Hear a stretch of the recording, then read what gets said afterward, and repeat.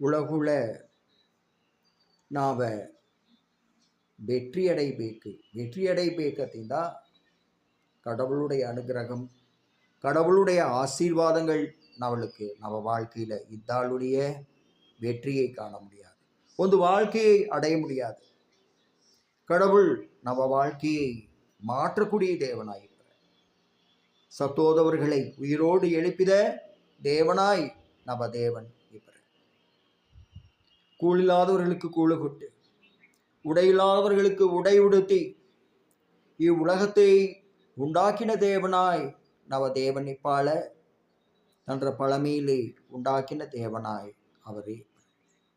அவர் என்னாலும் நம்மளை காப்பாற்றுகிறார். ஒடுக்கப்பட்டவர்களுக்கு நீதியை செய்யும், திக்கற்ற பிள்ளைகளுக்கு தகப்பனும் விதவைகளுக்கு நியாயம் செய்கிற தேவனுமாய் நவ தேவன் இப்படி மன்னிப்பதற்கு லட்சணமுடைய தேவன்.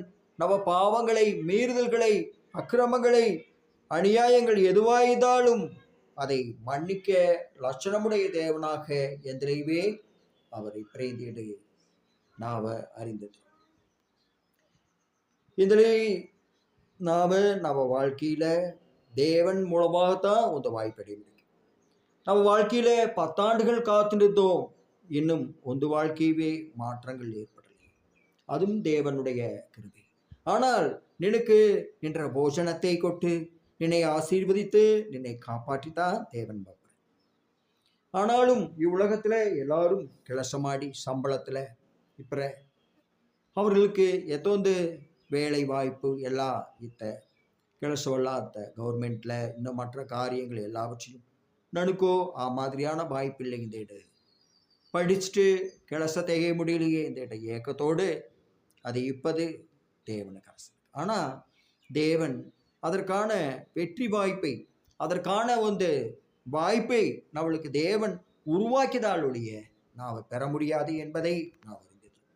எல்லாரும் தங்கள் சுய திறமையிலே சம்பாதித்து தொட்டாட்களாய் வந்து இவ்வுலகத்திலே எல்லா சந்தோஷத்தோடும் இன்பத்தோடும் இப்பதற்கு அவர்கள் எவ்வளவோ நோடிதாலும் கூட